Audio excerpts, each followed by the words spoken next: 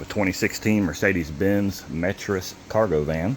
We were up here a week or two ago, did spark plugs, oil change, air filter, and a brake fluid flush on it. The customer requested us to come up and do the transmission filter service on it. And we're going to go through the steps and the list of tools that you would need. You're going to definitely need a compressor and a way to put the fluid back into the transmission, because you have to pump it up from the bottom from the drain plug. I got this kit. It holds 10 liters of fluid. It came with the different adapters to be able to go up through the drain plugs. Definitely recommended it. Got it off of Vevor. I think that's how you pronounce it. Vevor's website. Just under $100, tax and all. Can't beat that price. You'll need a 6mm Allen head for the drain plug. You'll need a T20 to take off the splash shield underneath it. And you will need a E10 E-torque socket for the drain pan bolts themselves. So I'm about to get started and show you what steps needs to happen. Get the fluid out and the pan off, and then go back with everything. We're going to take the drain plug out. Once we get the plug out, there is a piece that you need to either break or shove up with a punch or a screwdriver to get all of the rest of the fluid out. I'm gonna let that drain for a minute, and we can see if I can't get a good picture of what's up inside the pan. Showing you the little tube. It sticks up about this tall. Hopefully without getting fluid all over me and all over the phone. Also, good place to mention that the fluid may looks dark, looks rough, looks black, but it is not. It is actually the color of the fluid. It's kind of a really dark green color almost. So if your fluid looks like that, do not think that your transmission's burn up necessarily, because it's actually, it's hard to see in the light, but it's actually a really pretty fluid. It doesn't look to be burned up on this transmission at all, so should be good on that.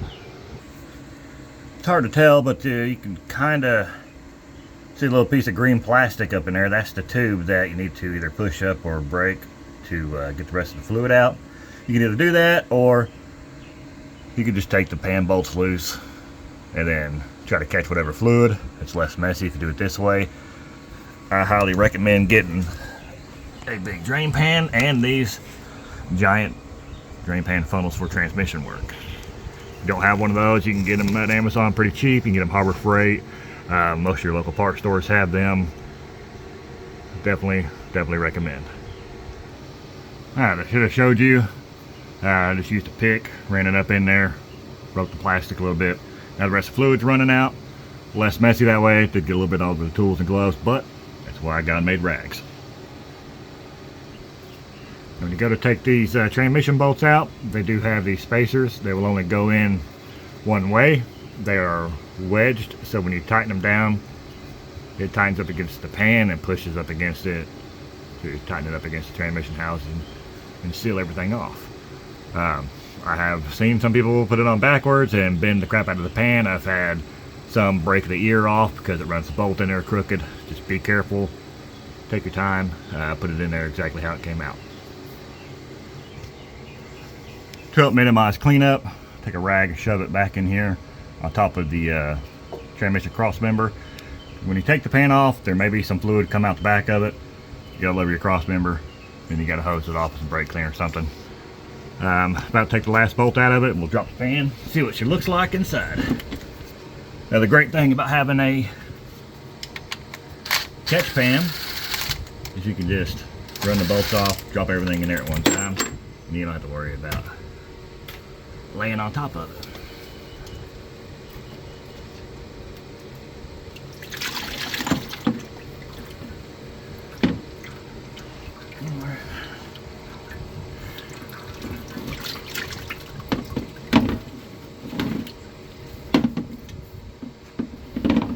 Here's that little plastic tube that you push up or break off to get the rest of the fluid out to try to help. You definitely have to put one of these back, because if not, you won't get it filled up correctly.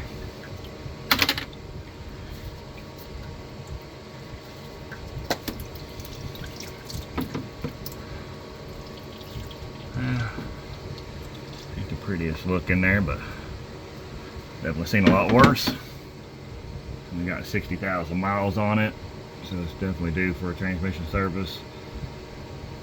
Everything else looks pretty clean from what I can tell in there. We'll drag the drain pan out, get a good look inside the pan, and clean everything up, and then we'll go back with the new filter, new gasket. This kit came with new bolts, so I recommend definitely put new bolts in it. They are pretty easy to break off, so just take your time with them. The pan looks really good inside. Very little wear on it. Nothing extreme, nothing out of the ordinary. Get it cleaned up, get a new gasket on it, put a new filter on it, and then we'll fill it with the fluid. Right there's the top of where your drain plug is, where the little plastic piece set down. You put the new piece over top of that, and you bolt everything up, and fill her up with that. Alright, the kit that we got came with a new filter, new gasket, new plastic tube to go over the drain plug, a new drain plug copper washer, new bolts. I don't know if I said that yet or not. The gaskets have tabs with alignment holes on it. Tries to make it as dummy proof as possible. Yeah, it can't be 100% dummy proof, but get close. Alright, we're going to put it back together, then I'll show you how to fill the fluid up.